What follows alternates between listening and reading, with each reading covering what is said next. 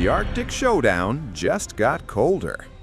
Danish officials will skip this year's World Economic Forum in Davos, escalating tensions over Greenland.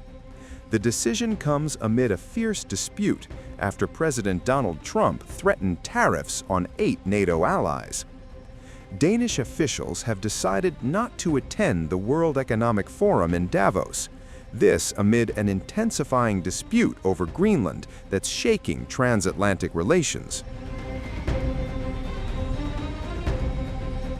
The streets of Davos erupted in protest as the world's elite gathered for the annual forum. Protesters expressed solidarity with Greenland following U.S. President Donald Trump's controversial territorial threats. Some said the demonstration amplifies Greenland's voice, representing those who cannot attend the forum themselves. Well, we want to send a lot of messages, but one of them is, well, you can see the photo there on our little creation.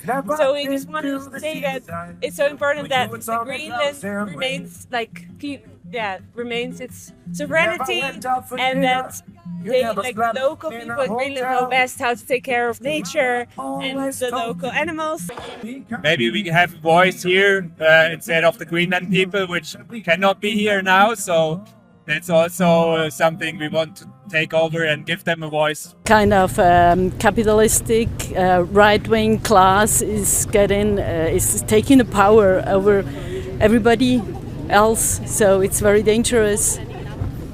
We have to stand up. We really have to stand together, because I think if there is enough people understanding what is happening, we have the power, and it's important just to be around. Yeah. Earlier, Norway's foreign minister said Trump's plan to impose tariffs on 8 European countries is unacceptable. On the other hand, the Danish foreign minister hoped European countries targeted by Trump tariffs will stand together. I mean, we have been asking since the very beginning of this to have a constructive dialogue with our American ally and friends, free from social media and headlines and strong words. And we opened that dialogue last week. We will not give up on that. I mean, I have an agreement with the American Vice President. It was reconfirmed after we have listened to the press spokesperson. So we will stay on track unless US decide differently. But then at the same time, of course, we need the European Union to respond. I will not develop that response at this press conference. There is close consultation going on among our European friends. I foresee that there will be, also a meeting among foreign ministers, and we will also continue close consultations with those European countries who are not members of the European Union but still integrated in the single market, and even more importantly, a member of NATO, because this is not only about the European Union, it's basically about, the NATO alliance. The very essence of NATO is to protect the sovereign integrity and territorial integrity of its member states. So that's what it's all about, and that is again rooted in the collective right of self-defense in the UN Charter, which is deeply committed.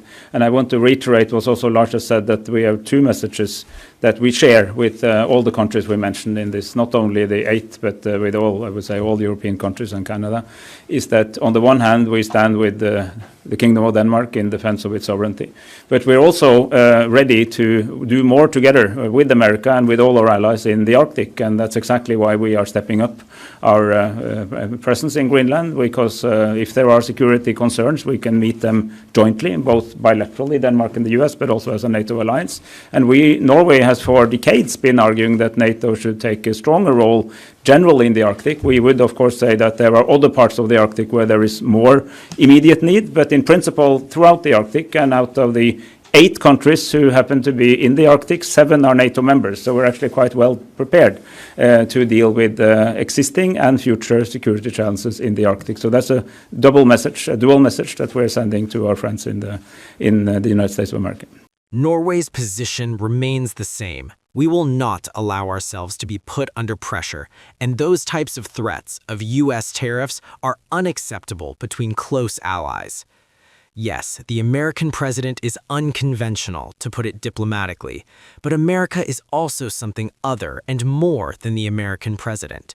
I trust the world.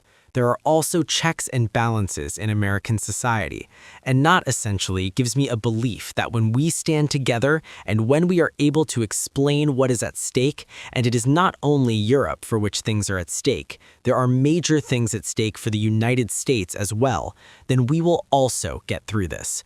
I mean, that is something one has to believe in and something to work for. Trump announced a 10% tariff starting February 1st, rising to 25% in June if Greenland isn't for sale. The U.S. demand follows NATO allies' plans to conduct military exercises in Greenland, defending the island from China and Russia. The European Union is now weighing tariffs on $108 billion of U.S. goods in response.